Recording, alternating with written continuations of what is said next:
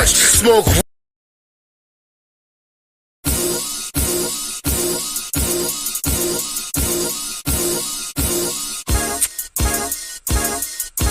Sandman put him to sleep, of course.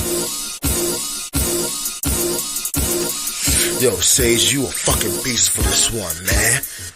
Word.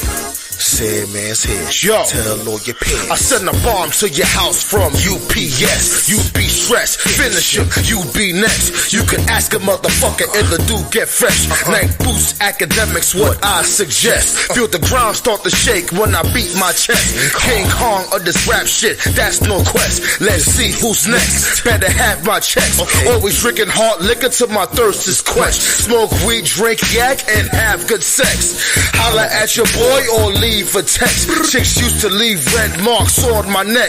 Now they say what's good and give me your peck. Kinda throw your neck, you start to sweat. Cause you real fucking nervous when I'm on the set.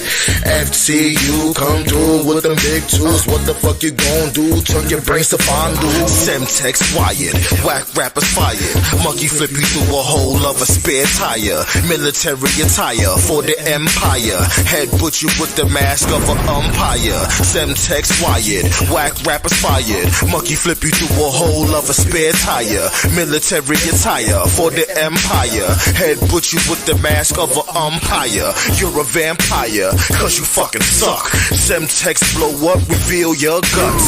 Gold tear shows up, groupies blush. Marijuana shipper, bring back bucks. I got the Henny in the mug, pretty women give me love. Got big buzz in the sour diesel dubs. Walk inside the club with the caveman club. Hit him in the mug, he left blood on the rug. Mike athlete, 16s in my sleep. That's all Sandman thinks about in his sleep.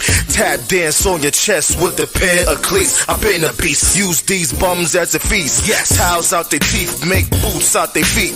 You real weak, left you laying in the street. Been burning tracks to TLC did creep. Drink Cavassier and take a piss in the street. Semtex wired, whack rappers fired. Monkey flip you through a hole of a spare tire. Military attire for the empire. Head butcher with the mask of an umpire. Semtex wired, whack rappers fired. Monkey flip you through a hole of a spare tire. Military attire for the empire. Head butcher with the mask of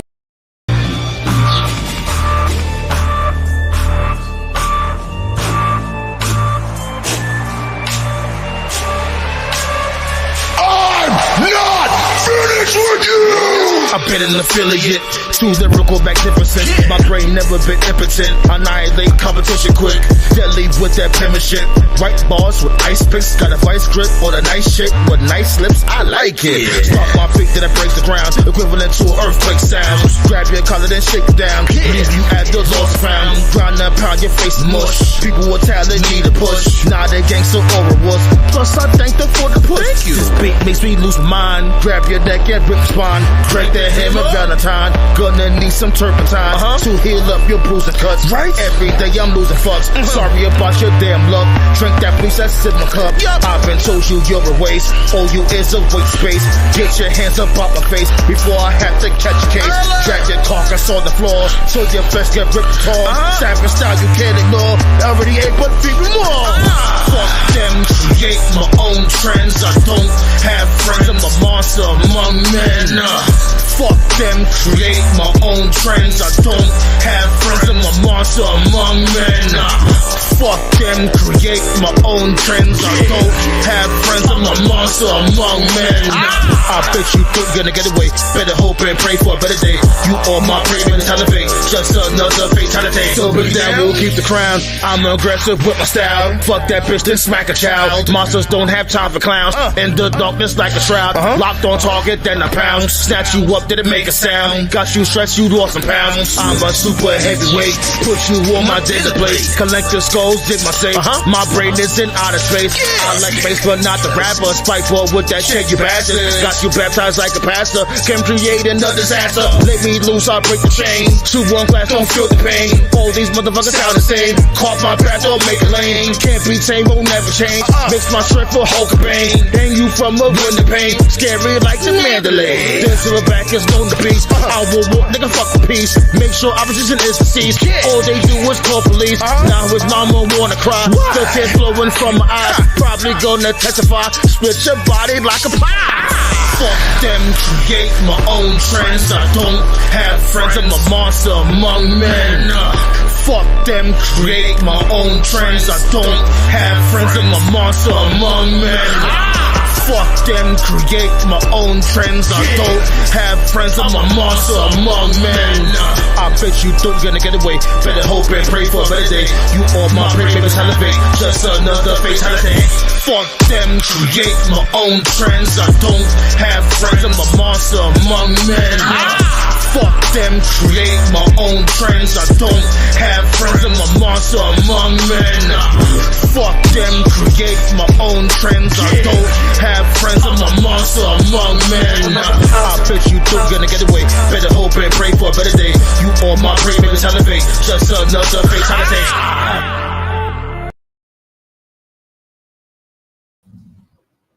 1 2 1 2. I always ask, like, damn, I hope I got the episode number right. But if I don't got it right, it don't matter. I'll change it afterwards if it's incorrect. What it do though? Huh? Let's start getting pumped, B. Money in the Bank is this Saturday. What it do though? Ballet, the enforcer, always pulling up. What's going on? You know, that's a homie right there.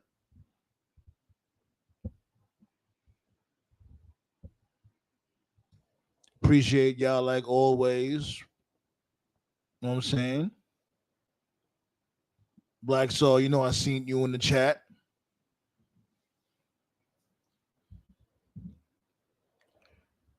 I want to start the show off by saying this, right? It may be an unpopular opinion, but I don't give a fuck. It's my show. I'm going to say it anyway, right? Bron Breakker should beat Sami Zayn for the Intercontinental belt. Yeah. That's what should happen. And I know I've always been against something like this. He barely did anything. But it's different with Bron Breakker. Like, Bron Breakker, he's really something special. Like, I see, you know what I'm saying? I see that spark. I ain't gonna lie, I don't even go there. It's kind of like with the whole Ryback shit. Who knows if Ryback it would have beat this dude CM Punk in Hell in a Cell. Remember, Ryback was flaming hot at that time. And ever since he lost that match, he never been the same ever again.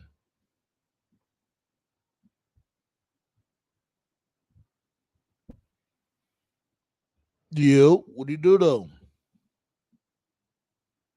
I'm gonna get to the chat. Just I didn't want to lose. I don't want to lose my train of thought. But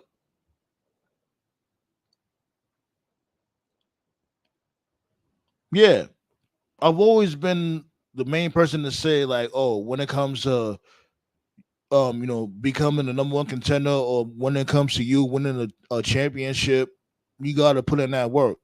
I get it, but I'm telling you, Bron Breakker is different. He is like he's a legitimate face, and he's not cookie cutter. When's the last time he had that pure badass good guy? All of our good guys, especially when it comes to a top good guy, and I'm not saying Bron Breakker's a top good guy, but he's definitely a strong mid-carder already. When's the last time you seen a face like that? You know what I'm saying? A legitimate badass that don't take no shit. The whole had the dogs barking and all that shit. Remember at first they was trying to present him as a heel. We don't want to boo this dude Breakker. It don't make no sense to. He was pissed that he wasn't in the King of the Ring.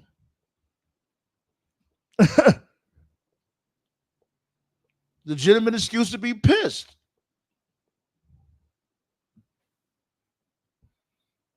Well, Charles Cam, my guy, thanks for pulling up. Yeah, Ryback, of course. But remember, at that time, Ryback was flaming hot. He wasn't supposed to be in that spot. Yeah, we all know. And you remember the spot when just out of nowhere, out the blue, he ended up getting in the beef with CM Punk. Remember, CM Punk was a WWE champion.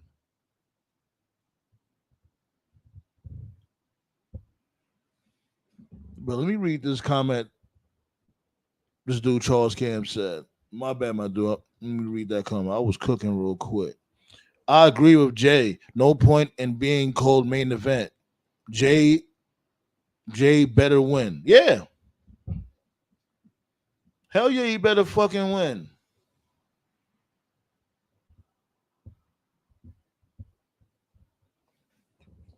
Let me get some more thumbs, B. We gon' hey, let's cook. Money in the bank. You know what I'm saying? This Saturday. It's looking like I'm gonna be pulling up for the watch party for us to watch the PLE together. That's how it's looking, more than likely. And thank goodness we don't have to wake up mad early in the morning. This dude Black Star know the vibes. Like, man, it be times like he had to wake up earlier than me. 3:00 in the morning. Say like if these dudes is in, I don't know, France or something. Or what was the other one? Clash of the Castle. You know, when they cross seas, you had to wake up like 2-3 hours earlier.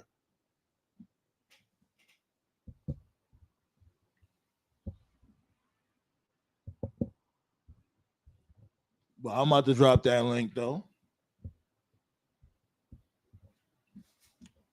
Appreciate all of y'all for pulling up, man. You guys are awesome. I hope y'all wash your ass today too, god damn it.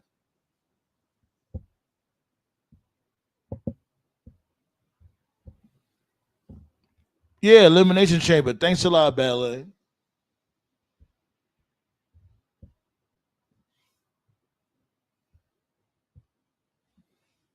There we go. Pow! Right there. Link is in the chat. I already know my comrade's about to pull up. We just came from having a damn thunderstorm. We had like a 5-second thunderstorm. It was crazy. You would think Storm was just passing by. You know, Storm from X-Men, like she was just flying by. That shit was like a real quick, straight to the point Storm. Like Storm. What's good? How you been? You hear me? Yeah. Now I can. Was good. Nothing much, man. Nothing much. I just had one. Up, let's go. Money in the bank this Saturday. Let's go. Like I just had one of these fucking days. Oh, what happened?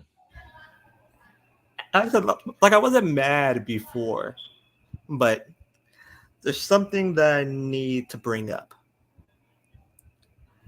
And people are saying, there's people out there on the ether saying that like, oh, Tony Khan needs to drop booking and everything would magically would magically start being better in AEW. No, it's not. Tony Khan's not the only problem in AEW. There's a little small problem with Mercedes Moné having creative control. Yeah, I heard that was a new story going around. You know, they mad about her winning against what's shorty name? Stephanie Licker? Who gives a fuck? And that's the thing. And you know what? That's the thing. Nobody didn't give a fuck about shorty from before. Now people care just because it was Sasha Banks that beat shorty. Nobody, like, come on. What's up with the outrage? You know, because nobody knew. Nobody came and pronounced her name. To me, the biggest problem isn't Tony Khan's booking. It's Mercedes having creative control. What killed WCW? Hulk Hogan having creative control. If that problem is still out there, firing Tony Khan won't fix it. It won't. So shut the fuck up. My thing is this, right? Like, what was she supposed to do? Lose to what is her name? What is her name? Seriously, like, I'm really not trying to be funny. Something Gonzalez. I don't give a fuck. But like, that's what I'm saying. Chick from CMLL. Yeah. It's like, what was she supposed to do? Lose? Now, what if she would have lost? Then they would have shitted on her anyway. It won't even matter. This is the real thing. What are they gonna do? What? It's like Hulk Hogan versus Hulk Hogan when it comes to her and Britt Breakker. You know, Britt Baker pulled up. This is gonna be interesting. It doesn't work for either of them. So how are they gonna do this? This is when shit get interesting. Stephanie Vaquero. Stephanie Vaquero. VAQU. Yeah, Valley had pulled it up. Okay. Stephanie Vaquero. Stephanie Baker. Who the fuck?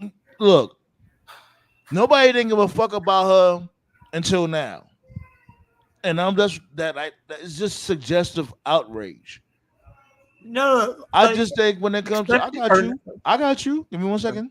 Okay. I just think when it comes to that particular situation, it's no way Sasha Banks could look at you know what I mean, being the hero, or you know, they're gonna throw dirt on her name regardless when it comes to that situation, because if she would have won or lost, you know what I'm saying? They would have shitted on her if she would have lost to Stephanie Licker, and they would have shitted on her if she would have won. So go ahead. Plus, that's not even the issue. Of course, she was going to beat her. She's the bigger name. But there's going to come a day where there's going to be some type of new dynamic person coming into AEW, because there always is. And she's going to face her. And guess what's going to happen? She's going to win the match. Mercedes wins again. LOL. Yeah, that's why I was bringing up DMD. I would love to see what they're going to do with this, because she's winning. It doesn't work for both of them, brother. She's winning. That's bottom line. Mercedes is winning. Do you think DMD is going to do the job? Yeah. No. Oh, yeah, well, yes. TKO, what it do though? What up, TKO? Yo, what's happening? Pumped, energized. So, what do we talk about first, huh? Well, right now, we was talking about Sasha Banks, aka All About the Money. Stephanie Vaquero is her name. Vaquero, okay. Oh, Vaquero, okay. Yeah. First of all, her, Mercedes, Sasha, and Britt Baker. Yeah, that's going to be interesting. who can really lose in this situation? You know, Mercedes winning, she has creative control. Anything that doesn't involve her winning, she's going to shut down on the spot. You don't think Britt Baker got? You don't think Britt Baker got creative control also though? I doubt that. I don't, because she's been there the longest, and Right. Again, I doubt that because they would have already said it if she had creative control. How do you Even know if if they they did say it? they don't necessarily need to say it. Hulk Hogan didn't say it, and he had it. True, I'll give you that. Like everybody's saying, like, oh, Tony Khan's booking. That's the problem. That's not the only problem. It's not. So don't act like it is.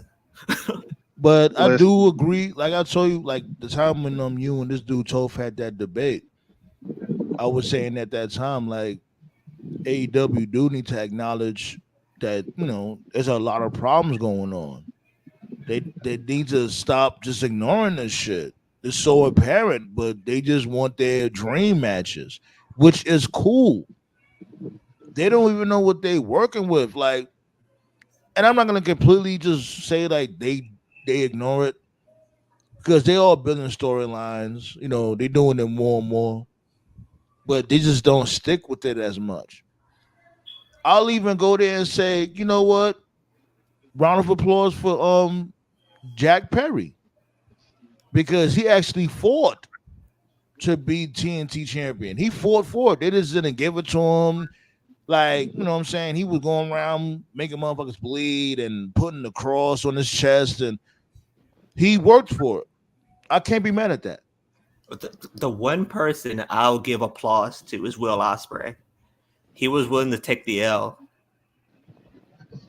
for Swerve. Yeah, that's crazy. And he lost clean too. Yeah.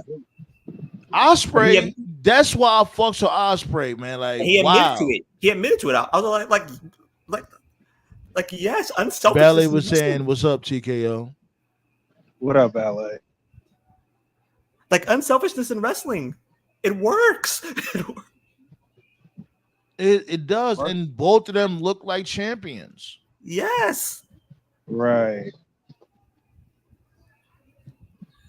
Like I will forever give Will Ospreay credit for doing what he did. And not only that, during the motherfucking media scrum, Swerve said he is a black champion in AEW. He said it out of his own mouth.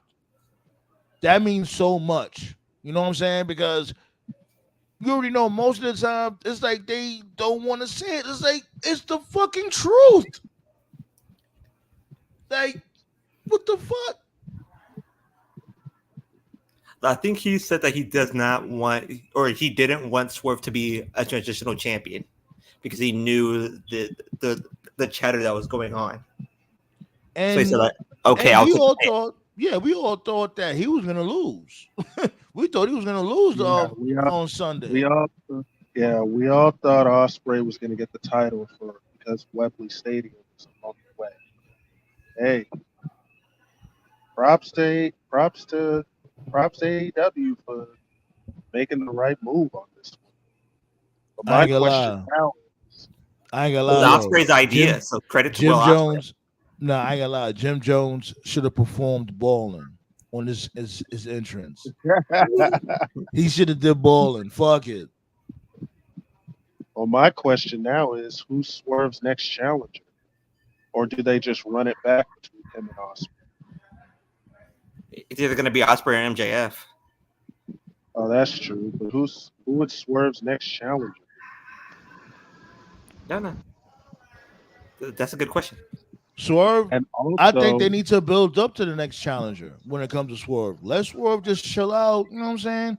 Let's build a legitimate number one contender.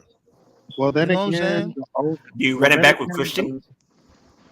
Well, then again, I don't know when the Owen Hart tournament ends. Maybe he'll face the winner. It's going to be Daniel Bryan.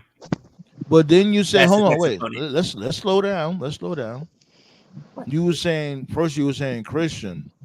But then Yeah, I it's say either going to be Christian or Daniel Bryan because Daniel Bryan's most likely going to win the Owen Hart tournament.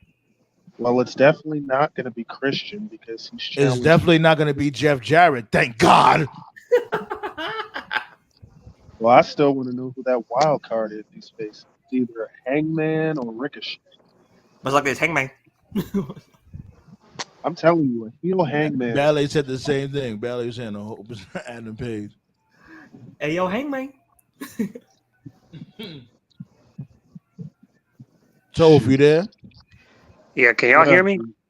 Yeah, Yeah. we can. You sound crispy. Yeah, my mic is having issues today. I don't know what's going on. I apologize. Yeah. Shit, you sound more clear than from before. All right. That's government. That's government Toph. Government Toph. Yeah, I'm on the speakerphone today, so I'll have to improvise, I guess. Yeah, you good money. You good. So, Also, another since question the table is here, hold on. Before you get to that, the table is here. So, I got the hot take right now. I don't give a fuck. Go ahead. Bron Breakker should beat Sami Zayn for the IC title. I'm going there with it. What's up? I'm starting to agree with you on that. Hold on for a second. You mind if I go backtrack just for a second? Go ahead. Yeah, I joined earlier and my mic was giving me issues. The creative control stuff making the rounds, like, don't believe everything you read, guys. That's nonsense. Oh, so it's bullshit? Even if it's true, Mercedes doesn't book herself to win 2 belts. And Tony Khan didn't book that shit either. New Japan stuff is booked by New Japan. When they did that tournament a year ago, they wanted her to be the first champion. She wasn't the champion because she got hurt. She called an audible, and let Willow win. One of the main reasons why she went to AEW to begin with was because she wanted to work other places and stuff. So that was going to happen regardless. Now, as far as the creative control stuff, I'm sure with the amount of money that she's being paid, she may have leeway on some of the stuff that she wants to do and stuff like that. But people are exaggerating, though. That doesn't work for me, brother. Like, no. That's not no, we're not gonna do that. Though. You already know that beef between her and DMD Britt Breaker. They're both gonna be saying that to each other. It don't work for either of them, bro. The only person, the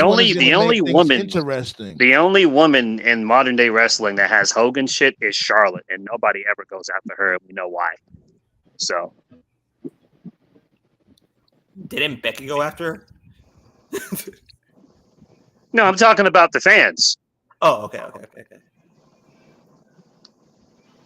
Didn't we go after her? We do, but I'm just talking about the IWC and the YWC don't. Oh, okay. This bitch came back from injury. Like how we see it. Yeah, this bitch came back from injuries and vacations and just gets title shots because fuck you. Why even win Money in the Bank when you're Charlotte Flair? It's Charlotte in the Bank. Nobody ever goes after her. It's fucking stupid. Yo, that will always piss me off. Like, people got so much smoke for Mercedes, but never for Charlotte. And she's more forced than we know why. Because Mercedes is black. That's why. Talk your shit. That's why. And to segue back into Money in the Bank, I talked about the other day. I want Chelsea to win. And the reason I want Chelsea to win is not that I dislike Tiffany Stratton. I don't want Tiffany Stratton to win Money in the Bank because if she wins, we know where it's going to go. The TKO already knows where I'm going to go with this. Nia Jax is going to beat Bayley. Nia's going to beat Bayley later in the year, probably by the end of the year. Charlotte's going to come back. Oh, I'm the real queen, bitch. I'm the real queen. Queen versus queen, probably at the Rumble. Charlotte beats Nia, and then Tiffany will cash in, will beat Charlotte just to pat Charlotte's fucking fake record. Then they'll run it back at Mania, and Tiffany will lose to Charlotte again. That way she'll break Rick's fake record. Fuck that. I'm good. No. You can see it from space, though. Yo, right. You know it's happening. Yeah. Yo, Toph ain't lying. I literally just booked the entire. I literally just if WWE do some goofy shit like that. I literally just told you the next 6 months of creative of like I have it going in two different directions. It's either going to go Tiffany's going to win Money in the Bank, cash in by most likely either at Survivor Series or at the Rumble. I see it as her cashing in at the Rumble, and then Charlotte wins the Rumble. What? God. Why would you have Charlotte win another Royal Rumble? She shouldn't even be in the Royal Rumble ever again. Would that really be against WWE though? I mean, they had Brock Lesnar win twice, so No, fuck that. Y'all just hop, skipping, and jumping over what I just said. Like I'm saying, Bron Breakker should be the one to beat Sami Zayn for the Intercontinental Championship. The only problem I have with that is I still think that Sammy should not have beaten Gunther, in my opinion. When you have an undefeated streak, the entire purpose of an undefeated streak is that when you lose, it should mean something. Sammy was already a made guy. He gained nothing from doing that, but it's too late now. They already booked it. So I have a question, though. Yeah. Do you think Sammy winning the IC title downgrades the title? No. What I'm saying is, I don't think it's good business to build up Gunther all this time just for him to lose to Sammy, just for Sammy to like get squashed by Braun like 2 months later. Like, what was the point of Gunther's reign then? Like, because Gunther's about to commit mass murder. I mean, I'm not saying. Hold on. How long has this dude Sami Zayn been Intercontinental Champion though? Not long at all. Champion since April. It's Clash, right? We got April, right? Yeah, barely 2 months. Oh no, yeah, Mania, man. Yeah, Mania's when he won it. That's what I'm saying. Why it seems like he had it longer than that? I don't know. Because time moves slow. No, you know what it is? Because this dude's just been defending the belt. You know what I'm saying? He said like he'll defend the belt like 3 times in 2 months. Open challenges and everything. Right. And I still think it was the wrong decision for him to beat Gunther. And I don't hate Sammy. It's just like when you the whole purpose of an undefeated streak is when you lose, it needs to benefit the person and make a star. Like it did though. Come on now. Sammy was already a star, bro. He was in the hottest story last year with the Bloodline. He was like the legit main eventer. Hold on. I remember I was saying from before, I was saying that I think they did that like an IOU. Because remember, this dude, Sami Zayn, was more popping than now when he was beefing with Roman Reigns. And remember, he had faced Roman Reigns at the Royal Rumble? Chamber. Was it Chamber? Okay, excuse me. In Montreal. You know what I'm saying? And he had lost that shit. And I think they gave him an IOU, like, you know what? You did the job to Roman. We got you next time. And my problem was it felt forced because at the end of last year, going into the beginning of this year, Sammy wasn't in the Intercontinental title scene. He was interacting with guys like Drew and Jay and Rollins. And then all of a sudden it's like, oh, I'm going to face Gunther now. Like, what? It just seemed it wasn't genuine to me. No, it didn't go like that. Wait, it did. Y'all wanted to talk? My bad. Go ahead. No, he's actually right about that. Sami Zayn was actually in the conversation for the world title. And then when he lost to those guys, he just went back to the mid card. Right. He changed his wording because he was doing these promos where he was saying stuff like, I'm a contender and I have what it takes to be a world champion. And then like the week after that, they changed it where he was like, I'm a contender and I have what it takes to be a champion. They were saying a champion. So it's like, oh, okay. WWE amnesia. Right. My problem is that I don't want Breakker to be a transitional champion. And I don't think he's going to be. Well be that. Because who's going to get in his way? Chad Gable. Chad Gable worrying about Otis now. Chad Gable's worried about getting sniped by the Wyatts. He is not. Right. Like, he's like, I'm telling you, it's Bron Breakker's year, and it should be Bron Breakker's year. Like, I was saying this shit from before when Gunther was the IC champion. Was it last SummerSlam? And I Yeah, he was saying, did. I remember. Yeah. yeah, this dude is more than ready. So I'm not mad at him beating Sami Zayn. I'm not. My problem is that like I think they're going to build Netflix Raw around Braun. I I can't think their fucking plan wait. was. Oh man, I can't wait for that. I think their plan was because they love to do the whole.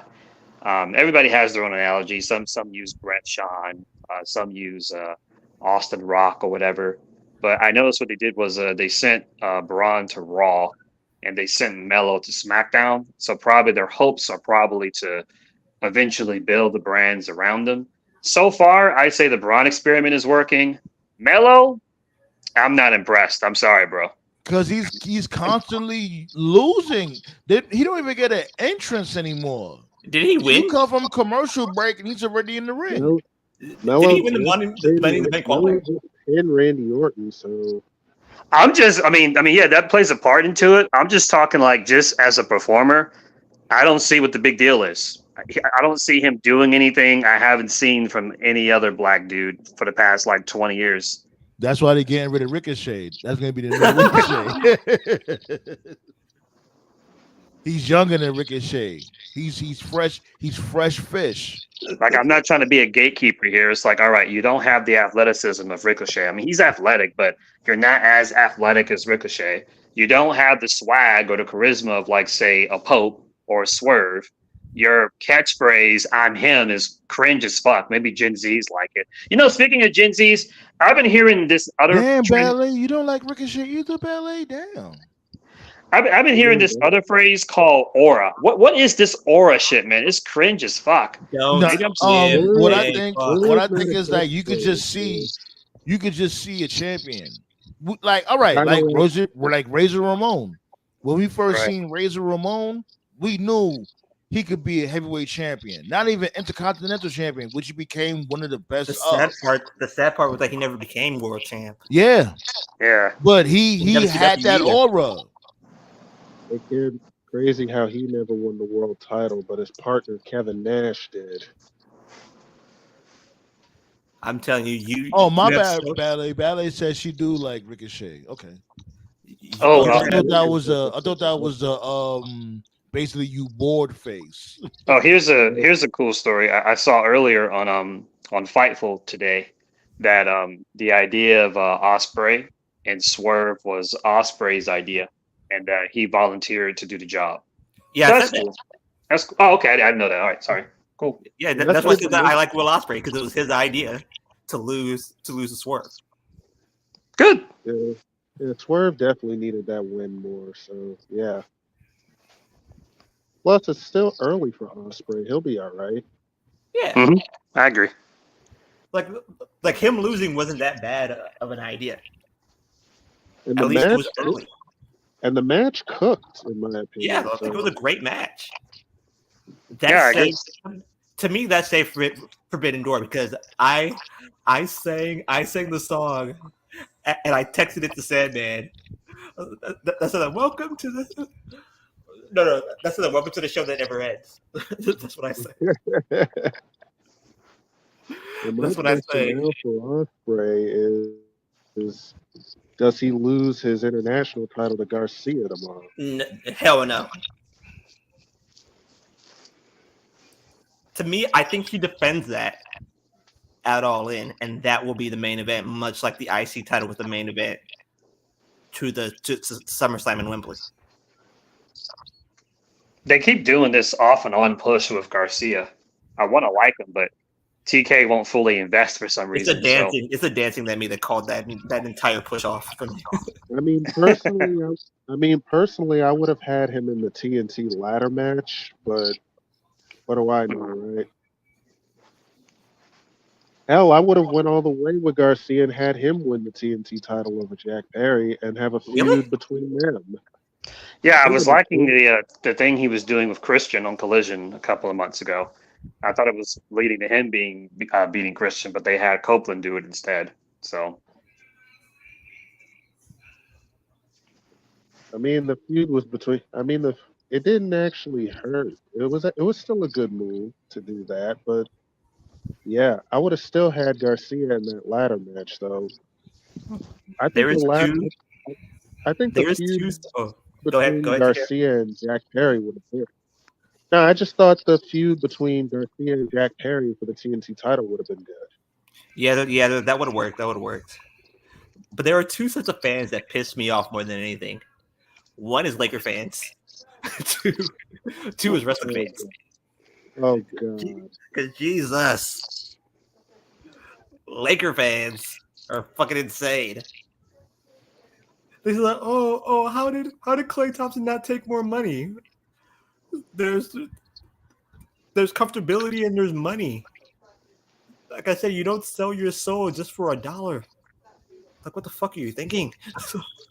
And plus, you're getting DeMar DeRozan. DeMar DeRozan isn't that bad. He's not a bad player. He's not a bad consolation prize. So why in the fuck are you crying about not getting Klay? Klay's our age, Toph. I think Klay's 36, I believe. Yeah, Klay's 36. Yes. So Yeah, speaking of basketball, excuse my ignorance. I know I'm late here. LeBum's son is going to be playing with LeBum. Is that am I getting that right? yeah, you got that right. Yeah, you got that right. Oh my God, nepotism is still a thing in the NBA. Oh my God. But with LeBum's son, ass is going to meet bench.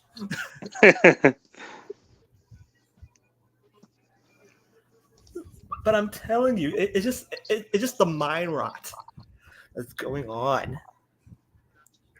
Then the Clippers. Oh God, the Clippers. You lose Paul George to Philly, all right?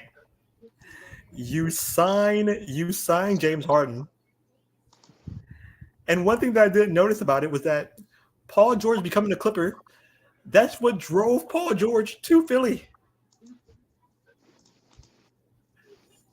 Because James Harden is the biggest ball hog this league has ever seen. He never made it out of the second round of the playoffs. He chokes better than porn stars. Pause. Wow. And he has the nerve. People have the nerve to say that he's a top 10 player of all time. I heard y'all talking about, was it the father and son duo on the Lakers? LeBum. Yeah, it's gonna be LeBum's plural soon. Yo, I ain't gonna lie. Like, hey, it's history in the making when it comes to a black family, father and son on the same team in the NBA. No, what it made Because me they had a lot of father and sons that's on separate teams. No, never on the same team. No, what would have made me laugh even harder was that when Jordan was in Washington, that he would have drafted Marcus Jordan. I'm like, oh yes, this would have been brilliant. It's like me and this dude, Sandman, the wrestler, no relation.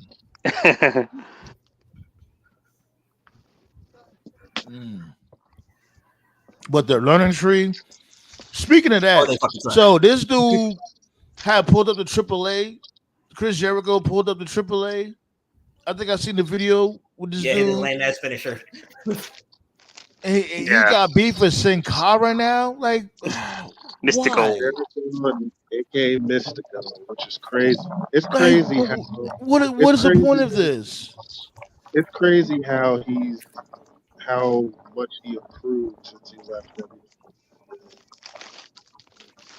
Hey, at least 106 got the win. Hey. Like, why are you beefing with Sin Cara? Who knows? That's the match that I actually want to see Sinbaki versus Jericho.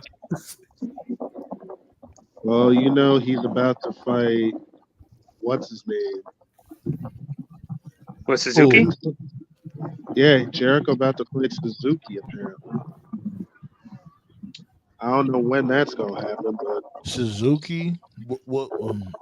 You gotta be more specific. I'm not trying to be racist. I'm just. I don't know. It's a lot of them named Suzuki. Kenzo Suzuki. Monaro. Oh, that's my dude right there. He's like the Japanese version of New Jack. I call him Murder Grandpa. That's what I call him. Like, and we all know, New Jack was a piece of shit. He just was bloodthirsty, but so was Monaro. That dude, I remember. I never seen this NJPW man. He's from NJPW, right? He was. He's a free agent now. Yeah. Okay. So he's going to AEW. So I never seen his matches around that time. I seen him wrestling in AEW, and I was like, "This dude is crazy." The match he had with Bryan Danielson was a fucking war. The match with him and was it Edge? No, it wasn't Edge. Yeah, Suzuki's basically the Japanese Morgan Freeman. That's what he is. I think it was him and Eddie Kingston. Yeah, I think it was him and Eddie Kingston. They was wilding. Yeah, Suzuki's been like 50 for 30 years. There was an empty arena match with Suzuki. That was just the funniest shit I ever seen in my life. Yep. If you want to see some crazy shit, go on YouTube and put in Asuka versus Suzuki. He beat the fuck out of Asuka like a decade ago, and it was her idea. I remember seeing that. Oh God! Tell you, man, them Japanese chicks are tough. He beat the dog shit out of her. And that's the thing that AEW is trying to mimic, when it comes to the brutal matches. Right. That's why. They gotta understand, like, what if a real good story, not just any old story, a real good story was to, make these matches pop. I'm telling you, it would be so crazy. Like, you have a really good story, and then the match, everything will just make They almost had it with double storyline, but everybody started getting hurt. To any fans who don't know, that's why they Joshi, Japanese female talent. That's why they're so good in the ring, because in Japan, like, they train with the boys, they work out with the boys, they take bumps with the boys, they don't give a fuck. They get power bombed on tables by the boys. Yep. That's why Asuka, Io, Shida, and all them Japanese girls are so good. I'm not even capping. Like, I'm not even joking around. Like, for the listeners out there, no, they actually take power bombs from guys through tables and chairs. What? Yep. So basically, you have a roster full of Mae Youngs. Pretty much. Like, even I know that shit. And I don't even watch the product. Yeah, they be fucking tripping over there. Japan is all about that strong style for real, for everybody. That's why Nakamura got out. And everybody's, he's a bum. He's losing. It's like, yeah, but he's getting paid though. He was smart. No, he's a bum. He's still getting paid though. No, we're not gonna do that. Go ahead. But hold on, wait. What you said, TKO? My bad. I'm just saying Nakamura is not even on TV, and he just got drafted to SmackDown. So. Nakamura is midway through. In Japan, he probably would have died. That's why he left. Here's the thing, though. It's like, he is a bum, and I love Nakamura. But if you are a constant loser, you're a bum, and he's getting paid good money. But since when that was okay, like, I'm just getting paid a lot of money, so I'm just gonna be a jobber. Apollo Crews get paid a lot of money. That means he's not a bum. Here's the problem, Sam, man. You call everybody bums. Well, rightfully so. The certain people I do call bums. Yes, if you're on a losing streak, you're a bum. What the fuck? You gotta take her a bum. You call us bums. Yeah. The reason why I call bum to take a bum, because if you look at his stats, he lost most of the times. Only time he really won is during WrestleMania. Not really. Now, who else? He only lost. Who else do I call a bum? Go ahead, tell me. Okay. You call Corbin Corbum. Really? Do I have to explain that? Yeah. That was self-explanatory. Like, right. Like, do I have to explain that one? Yeah. Like, I like motherfuckers like Jey Uso. That's my guy. Jey Uso. I like Ilya Dragunov. I like Gunther. I like Karrion Kross. He's a fucking bum, but I'm still Okay, holding I on was about to hope. I have to say, I'm happy you at least admitted he's a bum. Thank you. Yeah. Progress. You know, facts are facts. Don't See, do I'm that to similar me. to you. I'm similar to you, but I'm different. I don't think you're a bum if you're a loser. How you I think- similar but different? No, No damn because sense. I don't think I don't think a person's a bum if they're a loser. I think they're a bum if nobody cares. What's the most important in wrestling is getting a reaction. You know, the last thing you want that's the wrestler's biggest fear. That's a wrestling fan's biggest fear. Is someone to come out and get a reaction. You can win, but if nobody gives a fuck, did you really win? Like last night, Karrion Kross had a match, you know, and like he beat Kofi. Crickets. Right. So it's like, is he really like? Oh, he won the match, but like nobody gives a fuck. He's a bum, or because he lost so many matches. Right, or those other two chicks, the ones who are the tag team champions. They came out last night to absolute crickets. They're champions, but nobody cares. To me, that's a bum. So that's what's important to me: getting a reaction. If you don't get a reaction, regardless if you win or lose, that's not good. I can't spend that in a positive way. That's what I see bums. Okay, like I think I understand where Tony's coming from. So basically, you don't think that Matt Cardona was a bum when he was Zack Ryder because he got a crowd. Because he was over, right? Even when he was jobbing and losing, the crowd was chanting, "We want Ryder." He was trending. He was the first WWE superstar to get over 1 million followers on Twitter, and they didn't want to acknowledge it on TV because Vince was petty like that. Listen, man. Listen, and y'all already know this, but this is how over Zack Ryder was, bro. This dude was man, I get goosebumps just telling this story, man. This dude, Zack Ryder, Matt Cardona, this dude was so fucking over that when The Rock had his first match in years in Madison Square fucking Garden, they were just there. The crowd was chanting, "We want Ryder," to the point where even The Rock had to acknowledge it. I remember that. That's how over he was, bro. When The Rock has to acknowledge it, that's when you know you've won, bro. So he stayed with him. Radio, tell me everything you know. So in Toph thinking, Matt Hardy bum, Zack Ryder not bum. Gotcha. Yeah, but going back to the what Black Shaw was talking about, like, yeah, I don't call mad people bums, but I always give props. But I don't disagree with Sandman's thinking though, because if you lose all the time, then yeah, fans are conditioned to not give a fuck, you know. So, but there's some people who lose a lot and they get over because they lost a lot. Yeah, that's the thing that don't make no fucking sense. Like Solo Sikoa.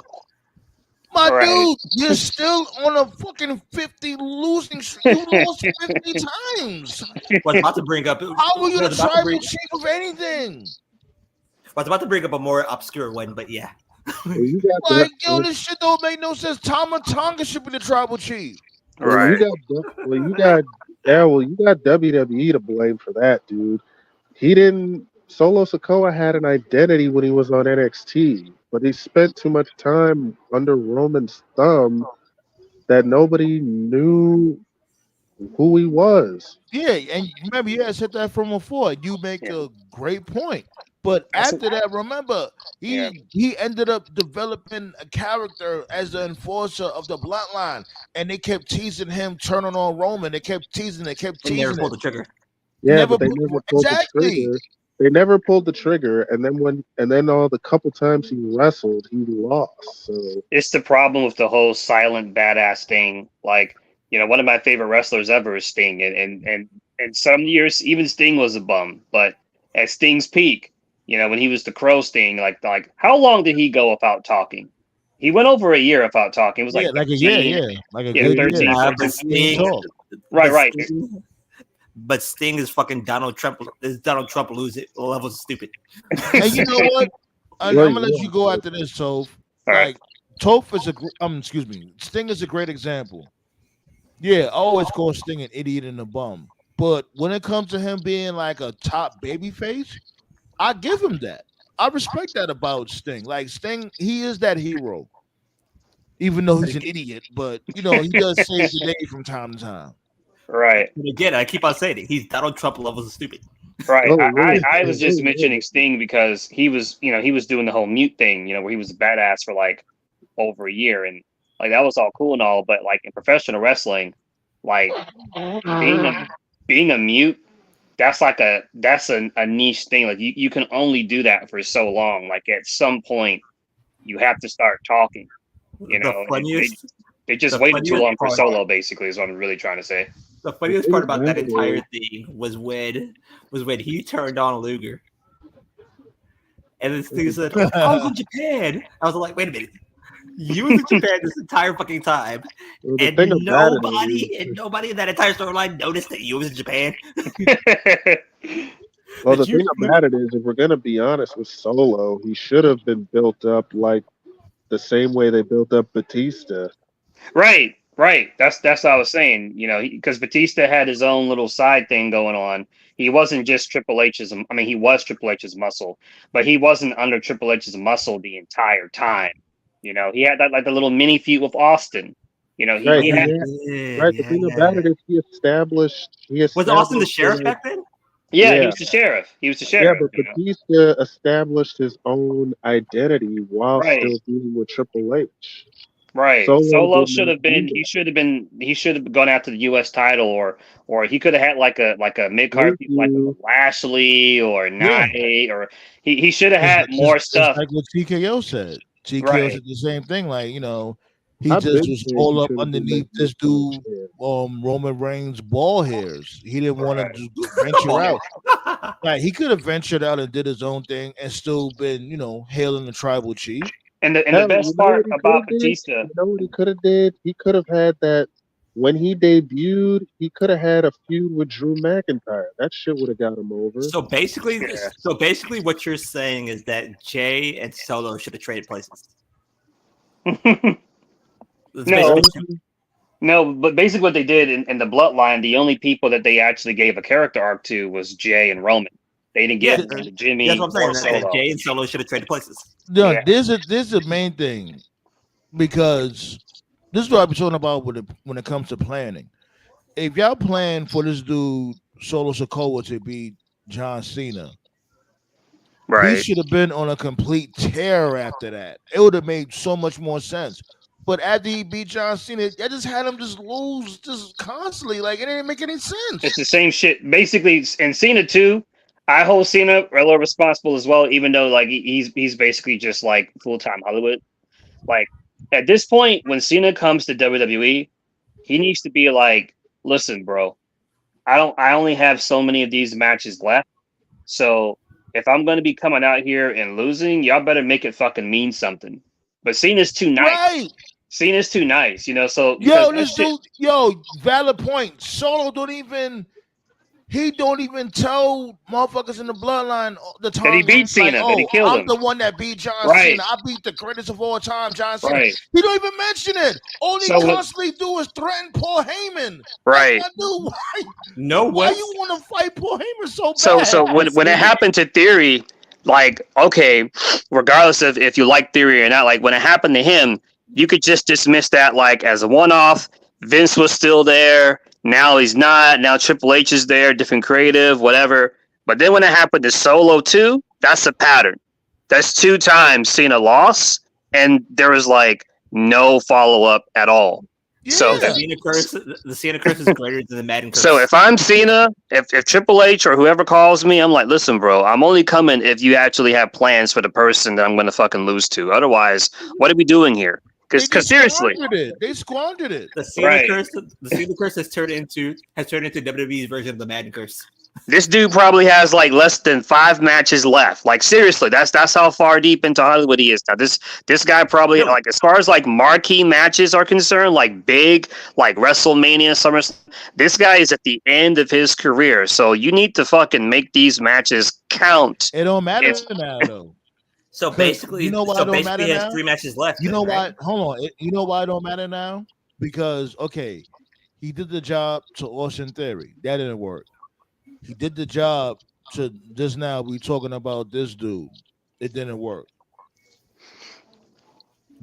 Like, who is it gonna work for? It did Probably- nothing. It did nothing probably- for Solo. It did nothing for this dude. Probably if he tries to go and break Flair's fake record and challenge That's somebody. the only thing left. That's Yeah. literally the only thing Yeah. left. Yeah, Then who has the real record then? Because you keep on saying Flair's fake record. Flair does. Flair has way more championships than 16. Flair, like 24, like 24-time champion. He has 24. Yeah. Look it up. For whatever reason, WWE only acknowledges 16 of them because they're just weird like that. So it's a fake record. That's why I always say it's a fake record because it is. It's not a real record. It's a fake record.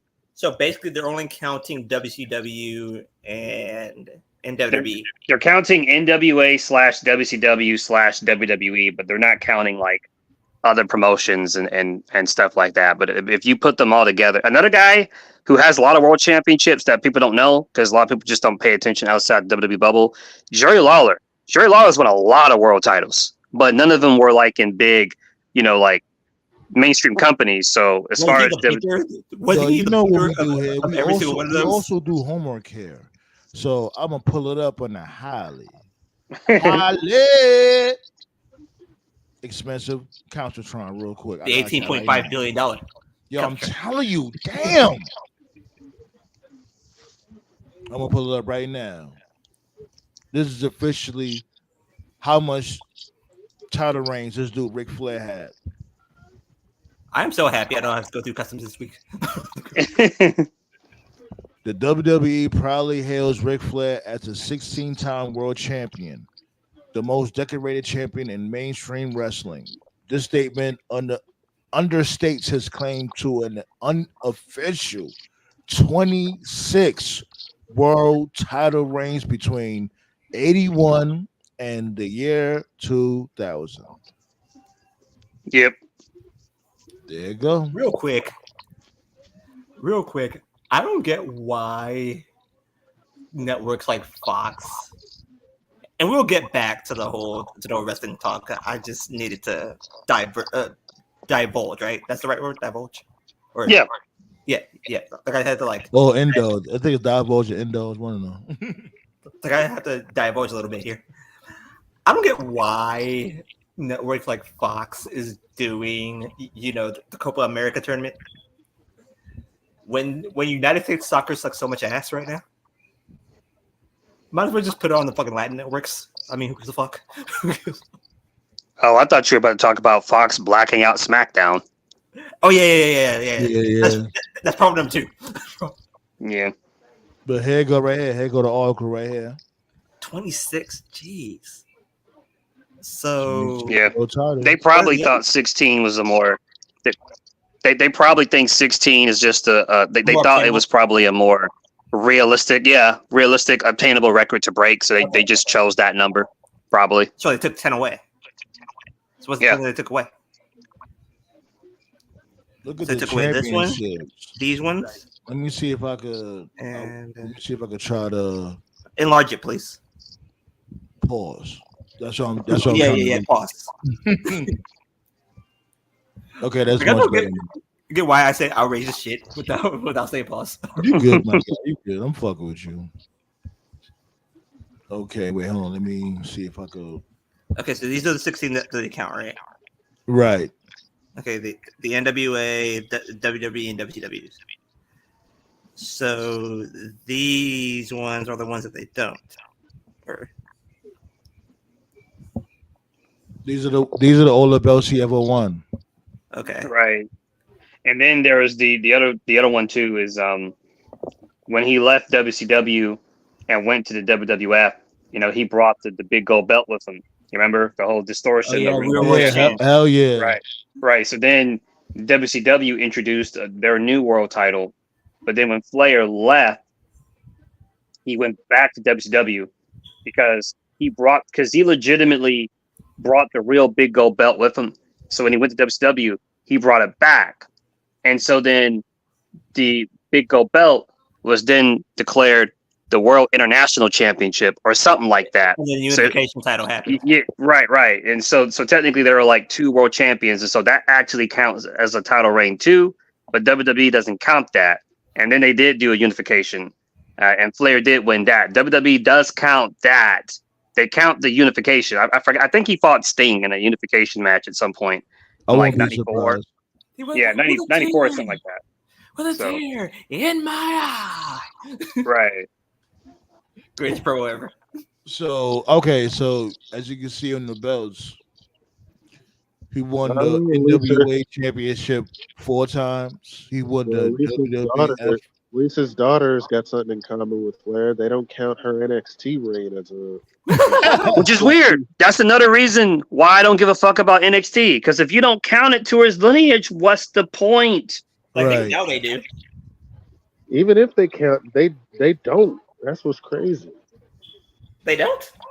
They don't count it at all. So what was? So not only do you not Dynasty was goody. not only do you crap on NXT, but you also crapped on Rhea Ripley as well. Why the hell did she lose at WrestleMania? They keep changing the narrative. NXT is or isn't depending on whatever they feel like is the most. That's whatever. No. I don't care about the brand. They did Asuka so much worse. Oh yeah, they ended Asuka's undefeated streak, and Asuka was in purgatory and hasn't recovered since. Like they did Rhea Ripley bad, but they did Asuka so much worse. And Asuka Yeah, was I couldn't stand that shit when they had Oscar, had Charlotte defeat Oscar and break her undefeated streak, and then after that Oscar was saying, "Yes, Charlotte is ready for Oscar," and then gave her a hug.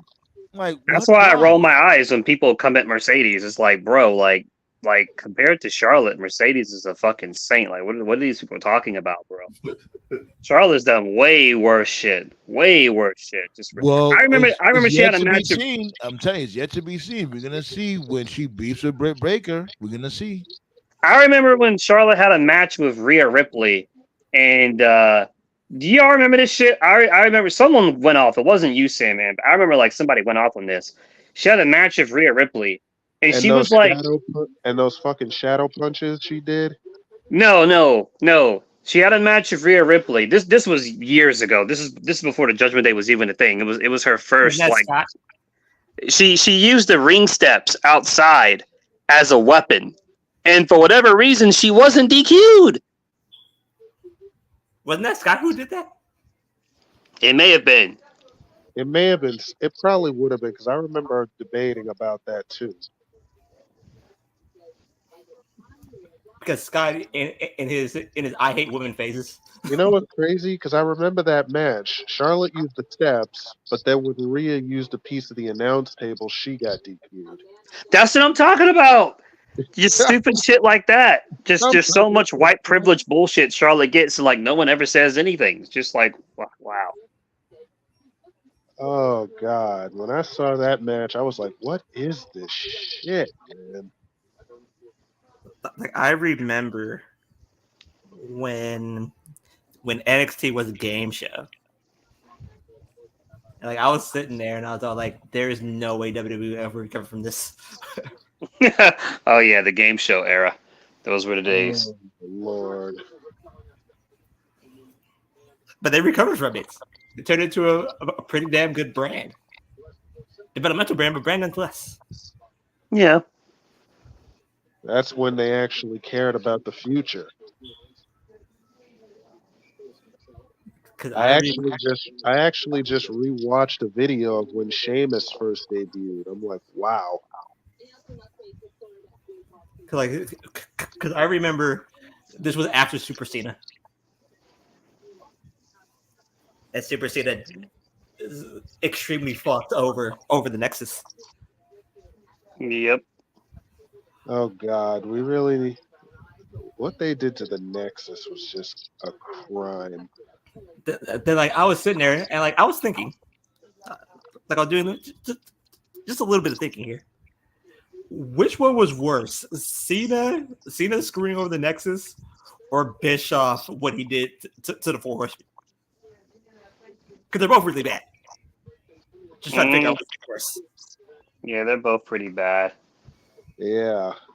I guess if I had to pick one, I'd pick the Nexus because at least the Horsemen were able to have years of longevity before Bischoff fucked them over. But we'll never know what the Nexus could have been. I always hate it when people dismiss it and say, "Oh, well, most of them were jobbers anyway." It's like that may be, but you can just never know, you know? Like I remember years ago. It's funny how things work out. I remember when Cody left WWE those years ago. There are people that are just like, good riddance. You know, you're not a star. You'll never be anything. You can never say that in wrestling. You know what I mean? You never know. You never know. Then Cody pulled the greatest betting on himself in the history of betting on yourself. I look at someone like Tony Storm, and I'm not saying Tony Storm is like, you know, the biggest star in the world. A generic blonde, or you know, she's nothing special. Like, who could have looked at Tony Storm back then and thought she would have become timeless? Like, nobody would have thought that. Like, no one. So, Hell, just some things. WWE took Cody's name. That's how. Yeah. They just took his last name, but yeah. Mm-hmm. But yeah, he still blew up even after. Yeah, the guy that took his name. Right. What I've always fantasized about what would the Nexus have been like if Bryan wasn't initially fired. Like heel Nexus with heel Bryan, like in 2010. I've always wondered what that would have worked. Yeah. I think that would have hit, honestly. Also, we wasted Wade Barrett. What kind of career would have he had in WWE if they would have Right. on him? But that's mostly thanks to Barrett's injuries, Mhm. more than Barrett getting screwed over. I wanted to read this comments real quick. Ballet said Charlotte is on her way back. Well, she could take her time. Yeah. Andrade. Knock her Dynasty out. said, Not correct. is that where we took out Jamie Noble? Is that why he took out Jamie Noble? Oh, Right, Dynasty? Wait, who took out Jamie Noble? I think he's talking to you, TKO. Wait, who took out Jamie Noble? Word, I guess talking about the Wyatt Six. Did they take out Jamie Noble in that Monday Night Raw segment? I know they dropped 2 security guards, but No, the Nexus. He said, now the Nexus burying Undertaker for no reason or payoff. I remember that. That was so fucking stupid. And then the worst part was Taker came back and no-sold it. Like it never happened. That was so... Oh yeah, when they helped Kane beat Taker in a buried alive match, and I then remember that shit. they never talked about that shit ever since that day. Oh my god, man. 2010 was so bad. 2010 was, I'm getting like fucking PTSD just remembering this shit. Oh my god. That's when he was trying to push Alberto Del Rio. Oh, you mean Alberto Del Dipshit? Fuck that guy. Oh my god. Oh yeah, I agree. I'm This dude sorry. is, Listen. and he's wrestling in the school lunchroom now. Bro, listen. That dude Alberto, man, they gave that man everything. His The own second personal I saw limousine him- out there. They gave him an expensive car to drive every week. He had the look, and he was still boring. The second I saw him in a high school gym, I was like, yeah, his career's over. I liked his theme music. That's about it. And the Ricardo dude seemed cool as a person, but yeah, fuck Del Dipshit. Fuck him. Yeah. The second I saw him in a high school gym, I was like, yeah, his career's over. And I've said it before. I've said it before in the Facebook group. I think it's really telling, especially now that we know what we know about Vince. Looking back at it and seeing, because Vince was obsessed with him. Vince really liked him, and I just think, wow, that's really eerie. It hasn't aged very well, knowing what they both have done. Right. Nah. Like, I don't think that's the person who liked him. I think fucking what's the dude's name? Richard. Pat Patterson probably liked them. Patty. Patty. Pat Patterson probably liked Yeah, another reason why he liked Del Dipshit was because he was bilingual. Vince really likes bilingual people. His English wasn't even all that good though. Yeah, I agree. Why did you say it like that? It's bilingual. Yeah, you're right. I just realized that. Bilingual, my bad. Bilingual. I'm confused though because isn't Escobar also like a multiple language guy? Like I was about to say that. Like, yeah, but his English. Yeah, he can speak good English. Right. His English is better than Alberto's. Yeah, he's way better than Del Dipshit. That's not the person that I wanted to bring up. I wanted to bring up Juventud Guerrero. I was like, isn't he bilingual? Yeah. Yeah. Yes. Yeah. And what's crazy is Vince had Hoovy on his payroll. Yeah, he had them fucking cutting grass. Is what he did. Mexico. So racist. That Mexicool's gimmick was so stereotypical. How you have them come out on freaking lawnmowers? The Wandiers. Oh god! What gets me is that one segment where Brock came out of the sombrero hat and the band was playing him. Oh my god! Oh man! When WWE did racist shit, they did racist shit to a fucking hysterical type of levels. I wanted to play this shit real quick. That Sheamus took out Jamie Noble. Okay. I remember this. Yes, Sheamus. Oh God, with the fucking Irish curse. Oh no, that's even worse. Jesus. I remember that. Sheamus did take out Jamie Noble. Yeah, I remember when Yoshitatsu took out Sheamus.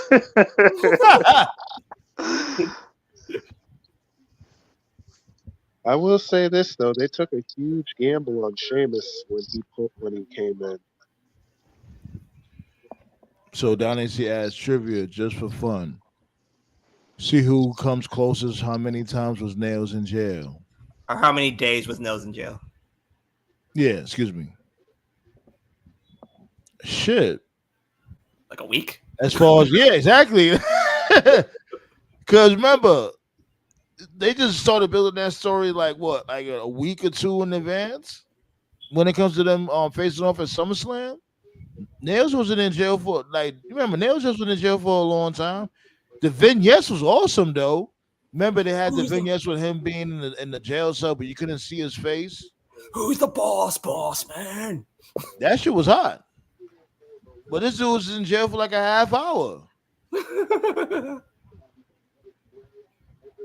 You beat me up in jail. Does it look like shit boss man be in jail for that? And spitting all over the place. Oh, I used to hate that shit. When I think of jail, I think of when I think of jail, I think of that New Jack story where he said Taz was accused of sexual assault. They arrested him. He was like, "Call Paulie, call Paulie." 2,478 days. 2000. Dynasty said 2,046. Excuse me, 2,478 days. Well, that must have been after then. after he tried to kill Vince McMahon, right? Probably that had to be, because if that's the case, yeah. Like he should just come back for that. Like I'm telling you, man, that's why Nails is on my Hall of Fame, bro. He's on my Mount Rushmore because he was about to give Vince the work. The business. He was like the first one. He seen Vince McMahon bullshit from a mile away. Like Nails gonna come out. Nails gonna come out when Vince comes. I'm not finished with you. He was like, hold on. I had a SummerSlam match, and you paying me how much? I'll fucking kill you. That's how that shit happened. Oh man. That's the same type of time Kamala should have been on. Like you facing the Undertaker, and they was in Wembley too, the original Wembley. What he paid him like $1,000? Yeah, ain't no way. Kamala got paid $1,000 to get put in a casket twice. Like yo, whose echo is that? Sandman, that's your echo. I have no echo. I hear one. That might be on you. I don't hear no echo. Now, 1 like, 2 1 2. You can sit here echo. no, now I don't. Okay. Yeah, because I didn't hear echo from before. So Dynasty said, "The fuck he expect though? Nails fought Virgil. Hey, look." I'm still looking for the Nails versus Giant Gonzalez match. You ain't find that shit yet? No, I haven't. Shit. I could probably find that shit right now if I wanted to. I just don't want to. Like, oh my god! Like I think my source has it. I'm gonna ask him today. Like if he has that Nails versus Giant Gonzalez match. I fucking Nails versus Giant, and that was when it was in NJPW. yes, the G1. They're in the G1. My goodness, yo, Toph, I don't give a shit what you say. There's no way you could defend that. Nails. How did that even happen? Like I figured like it was. Yeah, now I hear the echo. That's from you, Toph. Oh, my bad. Yeah, I just heard it just now. But yeah, when it comes to motherfucking Nails and Giant Gonzalez in the G1 climax, that's not what kind of work rate is that? Because I figured they was all about work rate wrestlers and mat based and bro. You said Sean Giant. style. You said Giant Gonzalez. That's all you needed to say. Hey, look, it's like, damn, did he do a Hurricane or some shit? I won't be surprised. Hurricane ran into a choke. Man, you heard Taker actually did an interview about that dude too. With Giant Gonzalez? Yeah, he talked about Giant Gonzalez being the worst guy to work with. He said, and I quote, "Gonzalez makes the great Khali look like Luthez." Who, Taker said that, or? Taker said that word for word. Oh, wow. That tells you how bad he is, or was. Man. No, but here's the thing. Giant Gonzalez was a center for the Atlanta Hawks. That's how he got discovered by Ted Turner. Vince? No, by Ted Turner. I mean, yeah, because he was in WCW first. He was on El Gigante. Problem is, if you're gonna make that transition, you got to have some type of training, or at least look like you know what you're doing. I think he went to the power plant back when the power plant just started. Did he? I don't think he debuted on WCW at all. He did. Yeah, he did. When Secco, his name was El Gigante. Oh, when Secco said powerbomb Brian Pillman to hell. Nah, but he was not it though, man. The person who came out and helped Brian Pillman was let's not forget. Oh yeah, Norton was the former Japan champ. I remember that. Wasn't this dude El Gigante was the first one to do the choke slam? That's like the best move he ever had in his whole existence. Because it wasn't a choke slam, it was like a choke bomb, I think, right? Yeah, something like that. He was like the first one to do that shit because he's mad tall, so yeah, it looked legitimate. Nah, but he was not it though, man, at all. Oh, that was by far the greatest. Oh my gosh, I need to see that match. Just so I could say I saw that match. Enochiism, brother.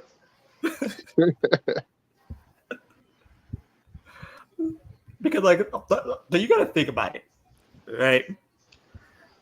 Like you do Japan, and you're like, okay, I have like it's a 16-man tournament, right? The G1, G1 Yep. 16-man, right? Yep. Or is it 12? 16? Okay.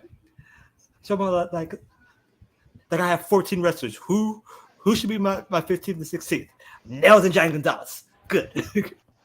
How's that the first people you like really? Out of everybody, that's the first people you thought of. Hey man, someone's got to take some L's. Gotta give everybody else points. The like, all right. We have Inoki, we have Shibata, like we have like all these great wrestlers, and then you start thinking, okay, who's 15 to 16? Sting, nah, still in Atlanta. Scott Steiner, still in Atlanta. Giant Gonzalez, okay, good. Jim Ross. Look at this dude, tank top. What the? Look at his onesie. This dude looking like a background fighter from a Teenage Mutant Ninja Turtles movie. Flair sold the living shit out of that choke. That just goes to show, man. No matter how much they try to make you look good, you're just not it, bro. Friendly reminder that Jalen Gonzalez is on Taker's streak by count out. Bomb. And Bomb. let us remind you guys, that was all the moves he ever had. That clip of the show, that was all the moves he ever had in life. Right. I didn't even know what his finisher was. He beat Psycho Sid in a fucking stretcher match in WCW. Back when he was Sid Vicious. Because wasn't he like what 7'6"? Dude was So like they try to just sell it like, yo, he's just close tall. to- That's it. He's just tall. This dude was Like he was as close to 8 feet tall as you're gonna get. He's 7'5", but WWE billed him as 8 foot tall. Yeah. He definitely looked like he was 8 feet tall. I'll give him that.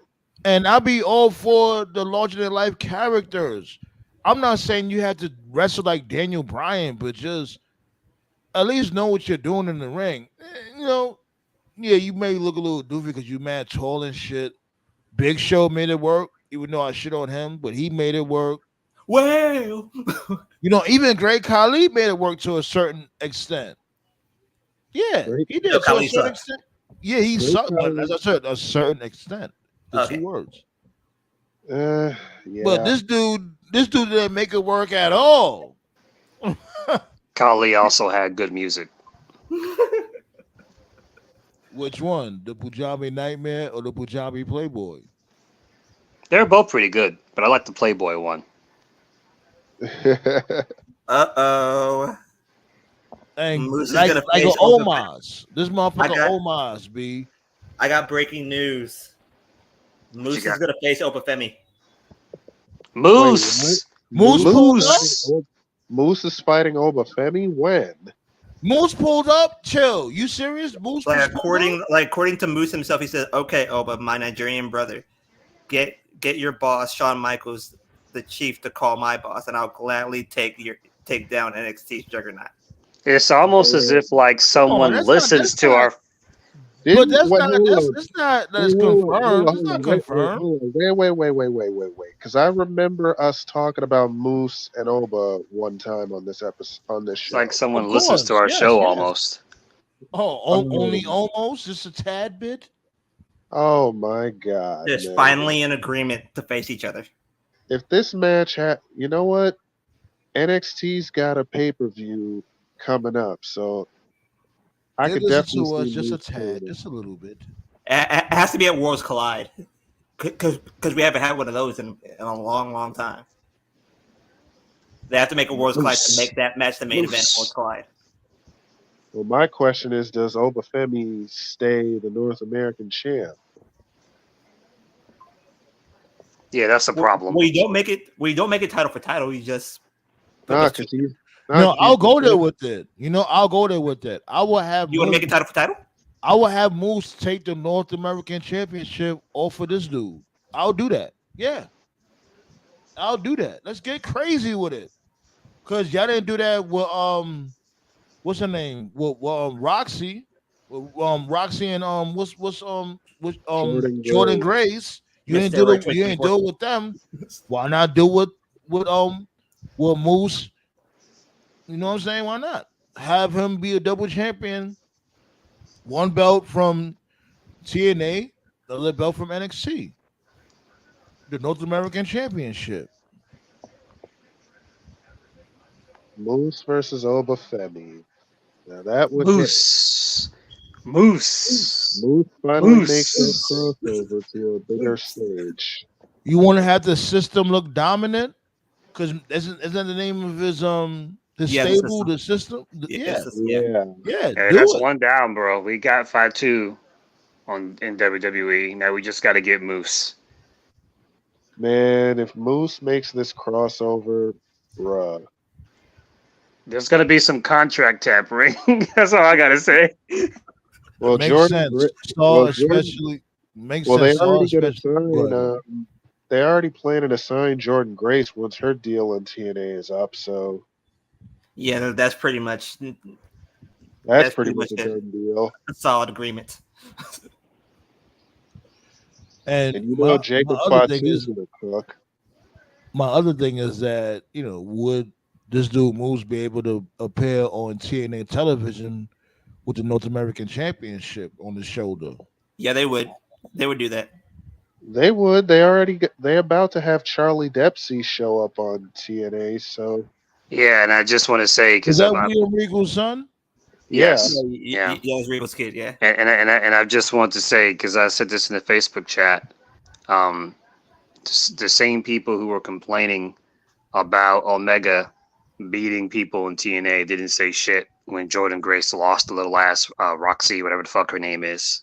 Keep the same energy, TNA soldiers. That's all I'm saying. Keep the same energy. But it wasn't title for title. That's the. It doesn't matter. It doesn't really matter. It doesn't matter because true. Yeah, Jordan Grace lost to Roxy, and Omega was steamrolling everybody on TNA, and they were mad about that. But Moose versus Obafemi, that match would slap so. Yeah. My gosh. Yeah. Fuck it. Let's go with it.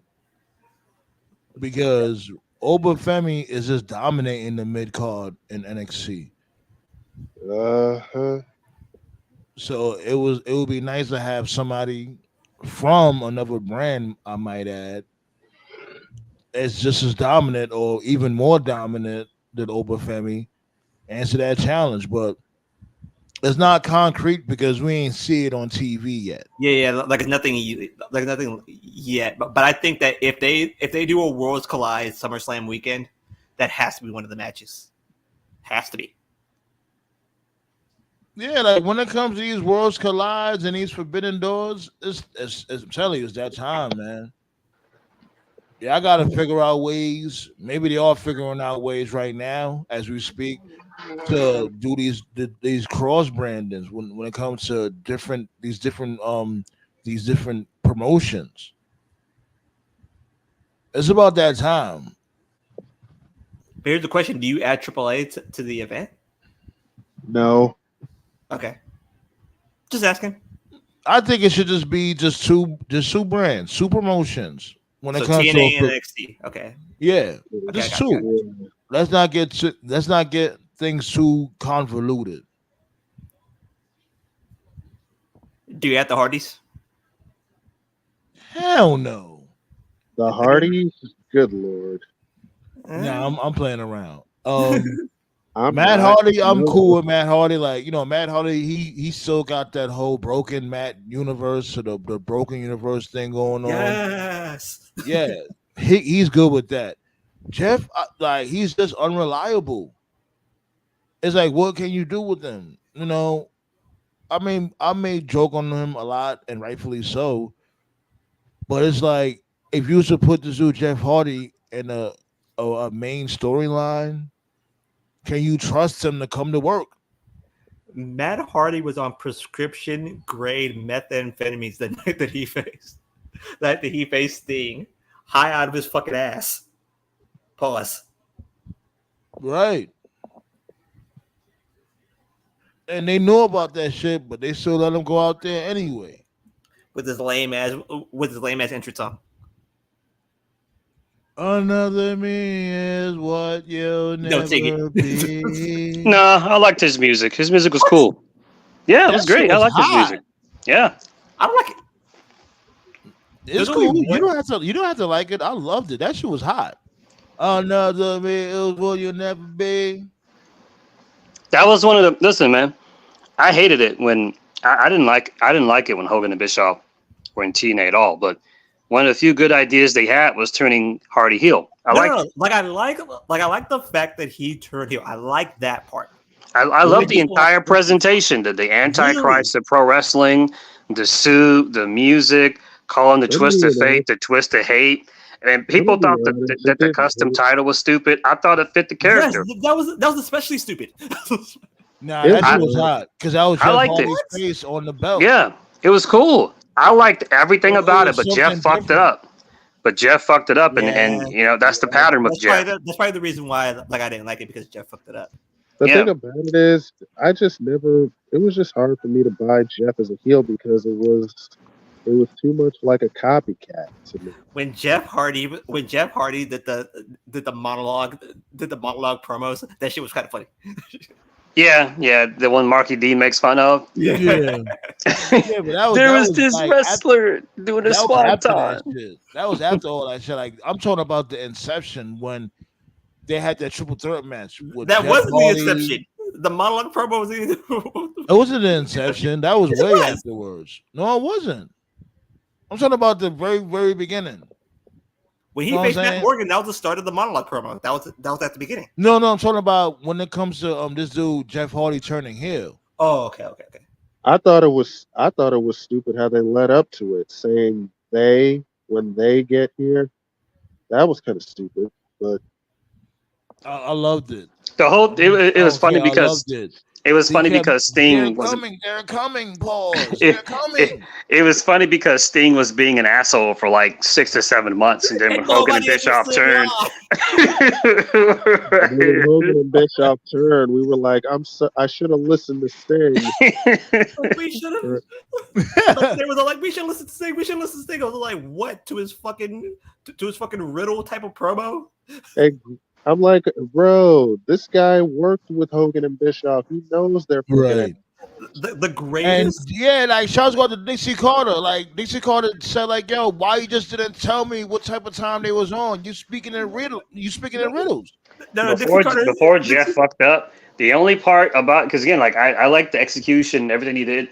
Before he fucked up, the only part I didn't like was Virgo, when they merged Fortune and Immortal into like this big super group, and I thought that was why I hated it, because they had a motherfucking 90 man. Oh, God, that gave me corporate ministry vibes. Right, because you had Jeff Hardy, the complete antithesis of everything that TNA represented as the champion, but then you had like Bobby Roode, James Storm, AJ Styles, Kazarian, and they're like his underlings. I'm just like, nah, B. I'm not feeling that.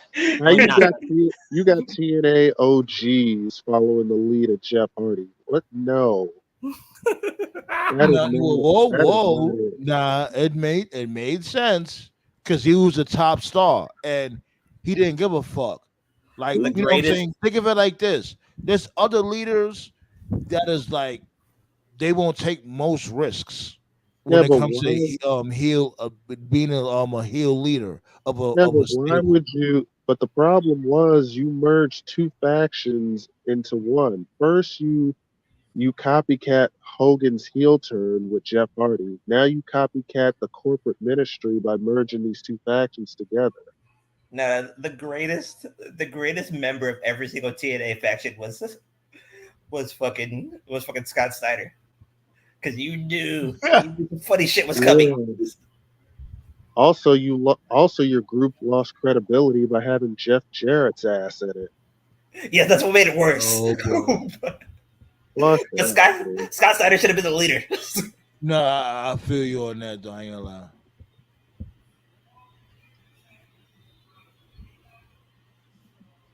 Tell you, this shit was lit. See, look at Jeff Jarrett's ass kissing ass. Why are you there? I remember that show like it was yesterday. 10, 10, 10. Jeff Jarrett was literally throwing tortillas. True story. Proud. That was in the same building where Hogan turned heel. The same building. Yep. Oh, Oh, I remember that. Jeff Hardy was nailing niggas in the chest. I remember the opening match to this day: the Motor City Machine Guns versus Generation Me, aka the Young Bucks. That was the first time I saw the Young Bucks. The most vicious TNA headshot pause was when Homicide delivered to that fucking Rob Terry. Oh yeah. I was like, oh my god, he must have CTE right now. Because Jesus, We got a bleeder. I know Anderson's got to have a huge scar on the back of his head from that Jeff Hardy chair shot. Good grief. No. The homicide to Rob Terry, that was worse. Oh yeah, Rob Terry had a damn hole in his head when I saw that shit. Rob Terry shouldn't even. Yo, man, Rob Terry. Is that dude that was like mad tall and muscular that was doing spin kicks? He was the steroid British guy from the British. Yeah, with the mohawk. Yeah. Oh god. Man, Vince would have prematurely ejaculated just looking at him. Like that dude, like he. Oh man. That dude, you talk about somebody that looked like Nemesis from Resident Evil. Jeez. Then they had him feuding with, oh boy, Velveteen Dream on Wish. What was his name? Orlando Jordan. Yeah. Oh wow. Well, you can't say it's Velveteen Dream on Wish. You came up before Velveteen Dream. Velveteen Dream built off of Orlando Jordan. I can't believe. I think it was like OVW. I can't believe OVW compared Orlando Jordan to the Pope. Who? Just look like those two are nothing alike. Orlando Jordan was barely mid. Are you kidding me? When they were both on the come up. What was that dude's special move? What was Orlando Jordan's special move? His special move was popping on himself. No Diddy. Because when Orlando Jordan left, his the finisher Pope, was a flatliner. When Orlando Jordan was left OVW, the final WWE class of that entire promotion, D'Angelo was coming in. So they compared the two together, saying that those two are similar towards each other. I think that's because OVW was racist and the people in charge were racist, all white dudes. Danny Davis said that. Also, anybody that makes that comparison is stupid because Orlando Jordan wasn't that good, and Hope had way more charisma and talent than OJ. Come on. Like Danny Davis said that to I ain't Brian. gonna lie, I didn't hear one thing you just said just now, TKO. What? Say it again, TKO. You was mad low. That's a terrible comparison, honestly. Good grief. Yeah, Danny Davis said that to Brian Alvarez. Oh, of course, Brian Alvarez. Exactly, right. Oh my. Like he said, there are people. Like there was people in the building who said that Orlando Jordan, and some people said that Orlando Jordan was better than D'Angelo. And Brian Alvarez don't even know what the cookout. Brian Alvarez don't even know what the cookout is. Don't listen to him. Right, like, come on. Don't listen to his dumbass. Yeah, that doesn't make no sense. Jesus. Like I have the rant talking about too. And the thing about Orlando Jordan was he actually pitched a bisexual gimmick to Vince, and even Vince was like, "Nah, I'm good." Yeah. Wow, that's where Vince draws the line. Right. I'll impregnate my daughter, but when it comes to that, no way. I'll impregnate my daughter. I'll have Rock kiss Kurt Angle and now, but I'll draw the line at that. Because he's got standards, damn it. I got standards, pal. Oh my god. But yeah, Bron Breakker be Sami Zayn, you my guy and all, but you should lose this Saturday. I will. Speaking of money, you heard that? Fireworks for Bron Breakker. There you go. Speaking of Money in the Bank, though, I think the lineup for Money in the Bank is pretty unique good, this year. Hold on, don't say it yet. We saved that for Friday.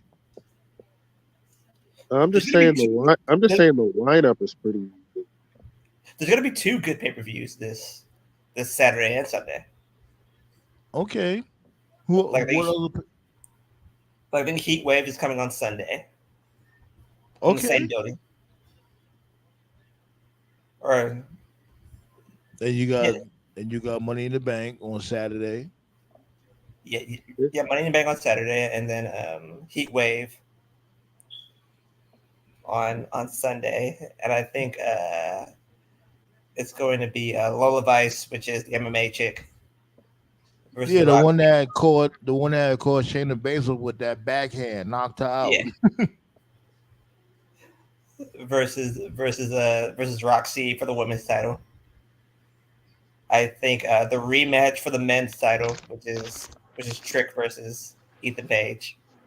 It's actually a 4-way. Really? Yeah, it's Ethan Page, Trick Williams, Sean Spears, and Javon Evans. Okay, makes sense. I liked it when Ethan Page went to NXT and people were like, "Oh my god," pretending like they were fans all of a sudden. That was funny. Oh man. Nothing against Ethan, by the way. I just love when fans do that. All of a sudden, when they go to a certain company, it's like, yeah, fuck yeah, and then it's just like nothing. Like, okay. Oh, God. I got a question. Will you have the same complaint when AEW fans start hopping on Shane McMahon's nuts? There we go. I will. Well, everyone always liked Shane. I mean, people never hated Shane. He was the one McMahon that was tolerable. At least he was before he was doing the best in the world bullshit. That was God. The best in the world. Jeez Louise. Who was in that tournament anyway? Like, how you gonna have a best in the world tournament and everybody is in WWE? You want to know who was in that tournament? You want to know who was in that tournament? Guys that were better than him. That's who was in it. Yeah, right. What was funny about that was I was the only person, because we weren't doing the Roundtable back then. I was the only person that saw exactly where it was going, because him and Miz were a tag team at that time. And everybody said the Miz is going to turn. And I was like, no, Shane is going to turn, because they're going to, you would think Miz would, but for that reason, they're going to turn Shane, because that's how Vince thinks. If you think we're going to go left, we'll go right. If you think we're going to go right, we'll go left. And they turned Shane. Shane's worst WWE moment was that fucking Royal Rumble.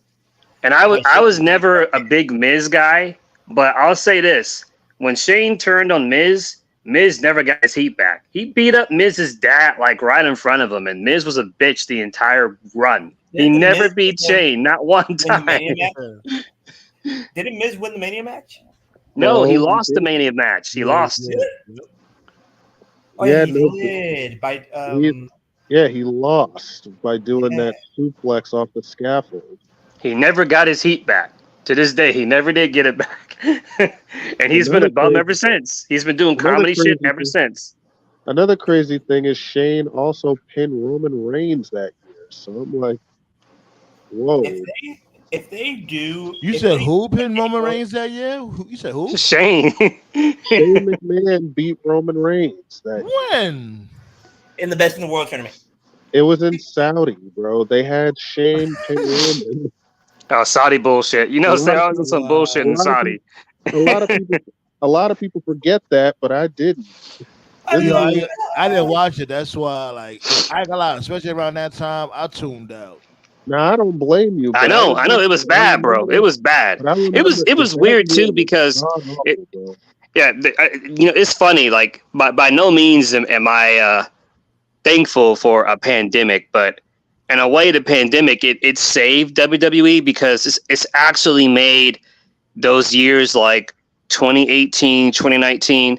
It's made them seem further away than they actually are, because of COVID and like so much stuff has happened in the world. They legit had Roman Reigns handcuffed to a pole no Diddy, Dog food. while Baron Corbin was feeding him dog food. That's I how remember bad. that. Yeah, I remember that. That's how bad. I remember Yeah. that shit. Good lord. That's that how was bad so that good. shit was. They had fucking remember the fucking Hell in a Cell with Rollins and the Fiend ending in a DQ. That's how bad it was. Right, like who? How the hell you call it DQ and Hell in the Cell? Oh, that man still pisses me off. Like, what? When Definitely remember that. When Seth Rollins was handing chair shots like it was fucking alcohol call on a fucking Friday night. They had Instead of regular shots, it was chair shots. They had that Hell in a Cell. They had the dog food shit with that god awful feud. They had. It was so cool. Yo, I ain't gonna lie, it sound like you just went in the elevator. Because I did, but Yeah, you sound more clear. Nice. Because I did. Now. Go ahead. Now we can hear you. I was just saying those years were just god awful, man. The only thing to note I even remember from 2019, I remember Kofi Mania, obviously, the all women's main event, Boombox Brock, and Baron and Baron Corbin giving Becky the end of days. That's it. That's all I remember. Everything else that year was just absolute dog shit. One of the worst years they ever did. Don't do that. So come on now. I know you remember when the cameraman was all up. Lacey Evans ain't no. Oh God, please! I'm trying to forget. Oh, I was like, God. geez Louise, like yo, he had the extra zoom in on Lacey Evans' entrance. Lacey Evans is a beautiful woman, but Jesus, she sucked. Like yo, like well, they didn't give her a chance. Like her first feud was against Becky, who just won the title. Like, I wonder who's going over here. Like, listen. There's just certain women wrestlers. There's just certain wrestlers that you know want to do this, and there's some that don't. Lacey, to me, never seemed like she was committed to being a WWE superstar or even a wrestler. That's why she's doing OnlyFans full time now. and the thing is like, do your thing and all that. I don't know. I guess I don't have a point to that. But listen, to me though, if you don't want to do this, why do it? Why even be there? All the time for the cloud. No, but all the time they wasted on Lacey, they could have gave to somebody else. Right. What happens is a lot of the girls, not all of them, a lot of girls, they have other dreams and they have other ambitions. And what it is that they use WWE as a vehicle to get there quicker. What Triple H was doing, to his credit, during the Black and Gold era was he was specifically going after women's wrestlers. He was going after women who actually did want to be there. So I did like what he was doing in that regard. Like, he got Ember Moon, Shayna Baszler, Asuka, Rhea Ripley, the Four Horsewomen. He got the athletes from other sports. They're actually people who actually right. want to be there. Right. But then after they blew up NXT, they started kind of going more in a athletic direction. And it's not a bad thing, they're like Bianca Belair, Alexa, basically like they want to, we talked about this several times. They keep trying to replicate like flukes like Kurt Angle and Brock Lesnar and Mark Henry. And it's like, man, those are like a dime a dozen. If you're lucky, you may get a talent like that once every 20, 30 years. Like you can't really force that type of shit. Not everybody's going to transition. Bianca Belair, listen, I love Bianca. She's a fluke, bro. She's a fluke. She just has it, and she likes wrestling, and she actually likes the business, even if she wasn't good. That sound in the back? It sounds like somebody's under the water. Oh, maybe Scott's body finally emerged.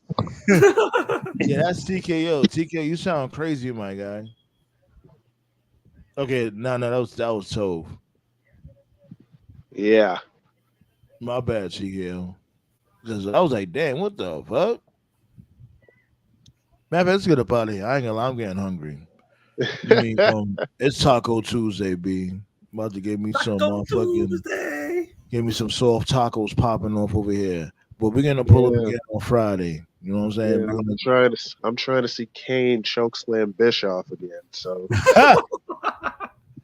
That's what we're gonna do with it. That was a B. great Raw moment. And there you know, Money in the Bank.